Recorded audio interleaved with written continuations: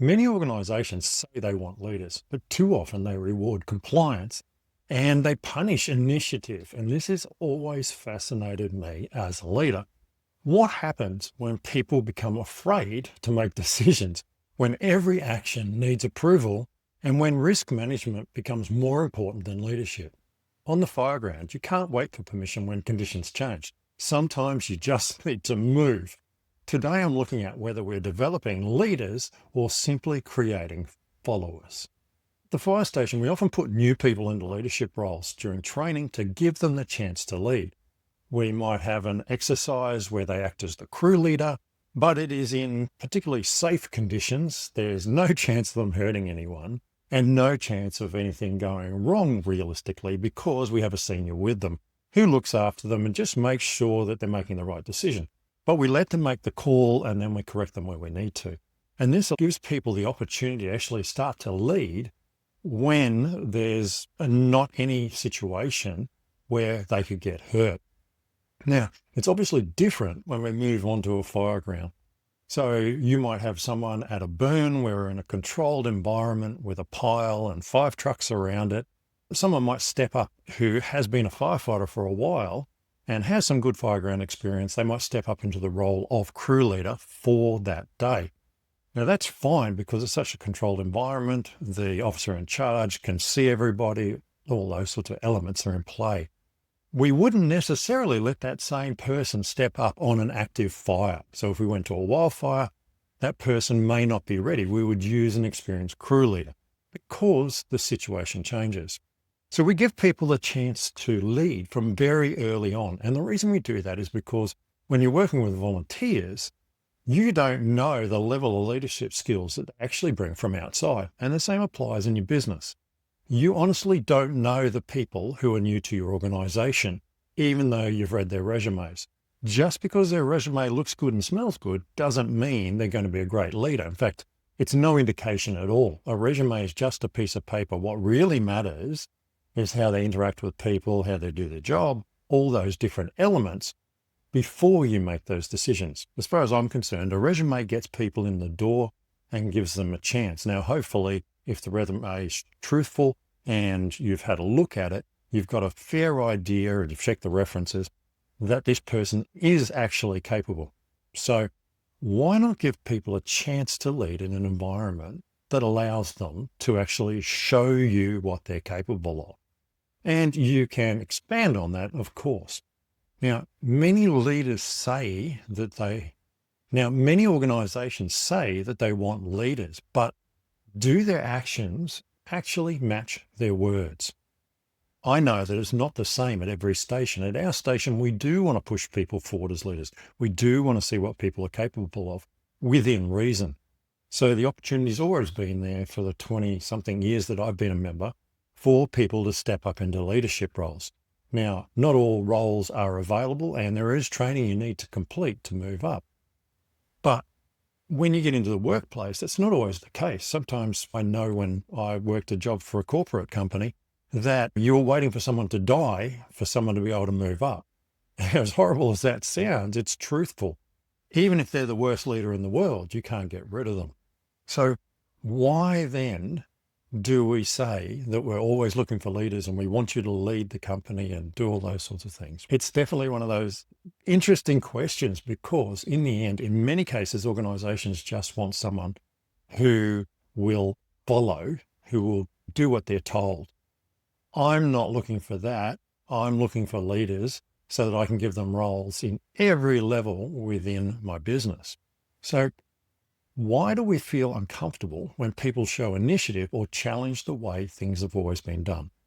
This is always a good question. I know myself, when someone says something that is different to how I see the situation, I've often got to stop, take a breath, and just let it sit for a minute, because my natural reaction is going to be, my way's the right way. That's human. We all do that. But that's not the truth. If we want someone to be a leader, we have to let them do it their way within reason. So there may be procedures that they need to follow, but outside of that, they can make their own decisions about things. And we often feel like we're being questioned when someone puts a different point of view forward. And it's been one of the hardest things I've ever had to learn as a leader, working with a team, especially a leadership team, is to hand over control to other people, but also accept that they have different points of view. And as a team, letting them vote on those points of view and then trying new ways of doing things. That's not easy to do.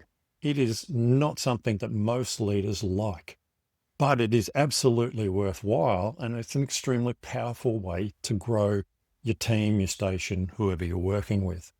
You don't have to make all the decisions to be a leader. You have to make the final decision.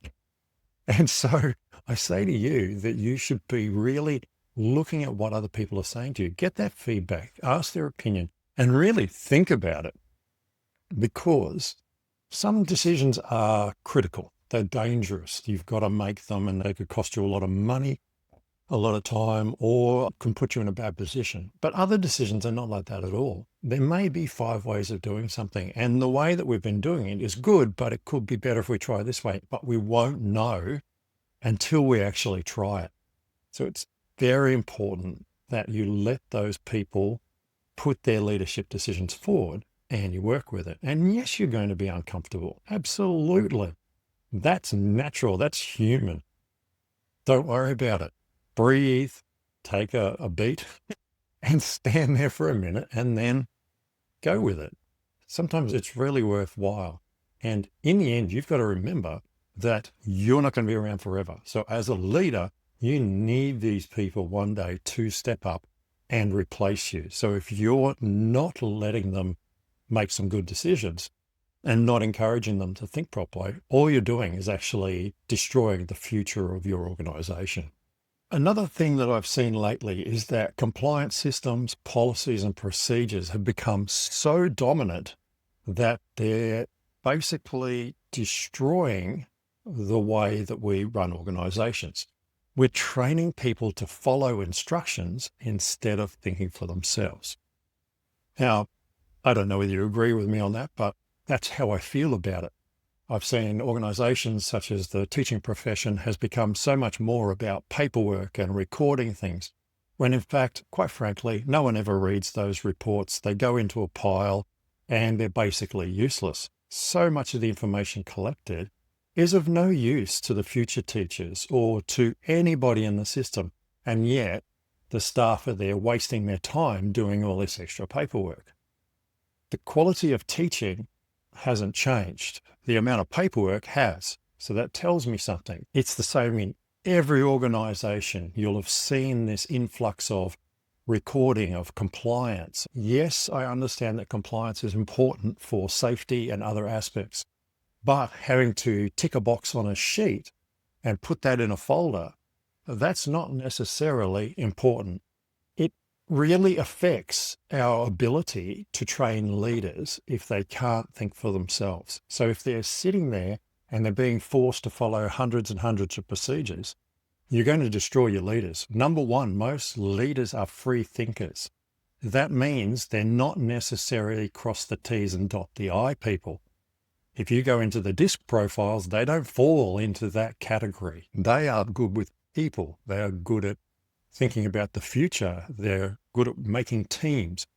But that's why many people in high positions have personal assistants, because they are the people that are experts in keeping all that paperwork ticked.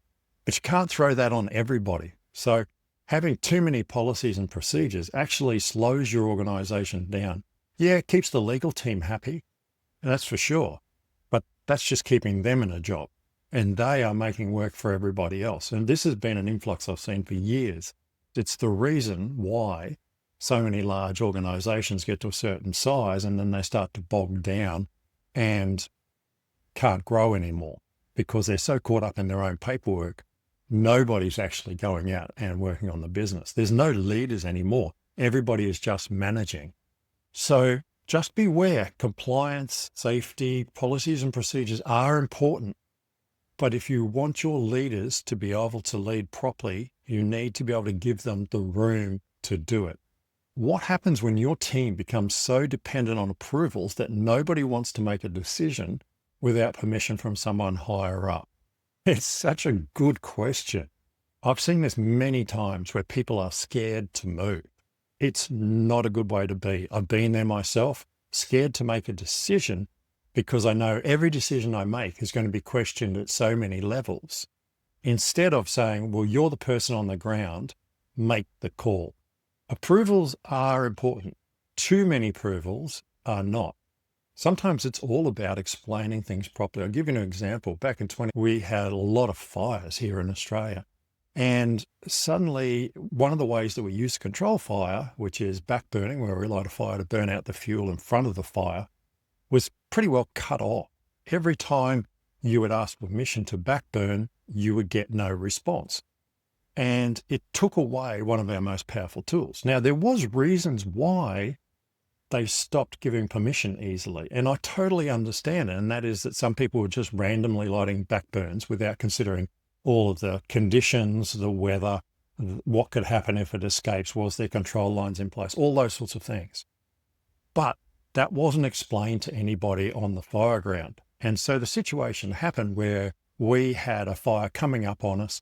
It was going to jump straight over the top of us if we didn't get a backburn in. We asked permission and all we got was radio silence. 1 minute we had lots of conversation, next we had nothing. Now, there could have been a complete breakdown in communication, which was totally possible at the time given the radios and where we were. But it was interpreted by the troops on the ground that we had been deliberately ignored. So be aware that when things need so many levels of approval, that it can totally change how people perceive things, but also it will stymie the way that the operation works, how your business grows and how it deals with problems, because every time it takes approval, it takes time. So if you put in paperwork for something to be approved, and then it's got to be approved by the person above that, and then the person above that approves it, by the time you get around to it, too much time's passed. And it can actually be the downfall of many different projects because of the timeframes involved. You can't have people afraid of making mistakes because they always have to seek approval, okay? When people get to the point where nobody can make a decision without someone higher up, your organization will stop moving. It will stop growing. People will stop taking initiative. It will just plateau and it will die. The effect of things like continual levels of approval can be long-reaching. I know that the situation on the fireground happened years ago. It still hangs around today as this thing that we cannot do anything because we won't get permission to light a backburn. And that is not true. We have been told that you can light a backburn, but you need to have a burn plan in place. You need to have all of the options in place and you need to present those to get permission. But most people tell you you're not allowed to put fire on the ground. So the effects of those multiple levels of approval without talking to people still hang around 7 years later. Has risk management shifted from managing risk to avoiding it altogether, creating cultures where people are more afraid of making mistakes than taking action? I would say that the answer is yes. As a leader, risk management is a huge part of what I do. I have to make decisions based on risk. And I can tell you now, there's some decisions that I refuse to make because the risk is too high, thanks to things that have happened in the past and the way the blame was distributed within the organization. I know that in many businesses, this is the case. People do something, they get whacked over the knuckles with a ruler, and they will never, ever make a decision again without getting someone else's approval, so they cover their back. Risk management is important. Over risk management is stifling. It just literally will shut you down. You will not make changes to what's going on without you actually getting someone else's permission. So finally, if you've spent years creating followers in your organization, how do you rebuild confident decision makers who are willing to step up, think critically, and act when it matters most? I think it comes back to the basics again, giving people a chance to lead, giving people a chance to take control, giving them that chance to show what they're made of, and supporting them in that. It's really important. We go right back to the beginning where I started. whereby we help people become leaders.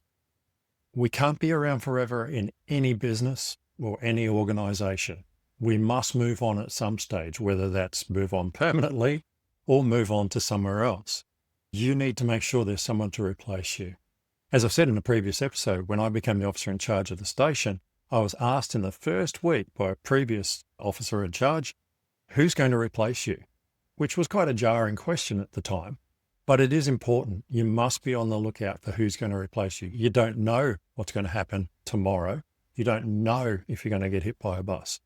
So at all stages, you should be driving your leaders forward. You should be supporting them. You should be bringing them into your leadership team.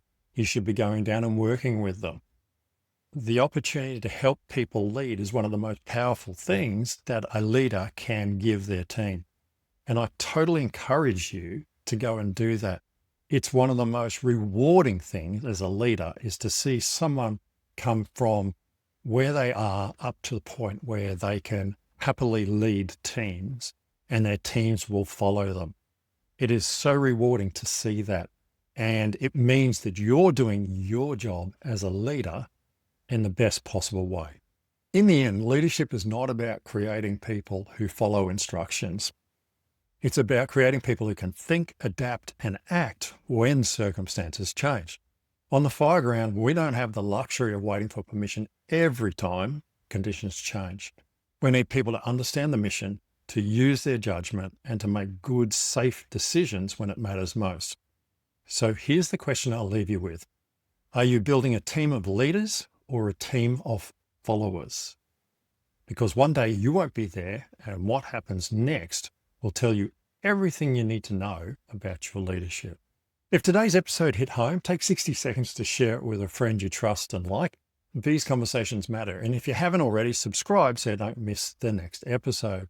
If you want to go deeper into fireground leadership, please grab a copy of my book, Run Towards the Flames, from Amazon.com, packed with stories and strategies of dealing with change from 20 years of fighting fires in the Australian bush and leading a successful marketing business. Please like, share, and subscribe. And until next time, stay sharp, stay safe, and keep running towards the flames.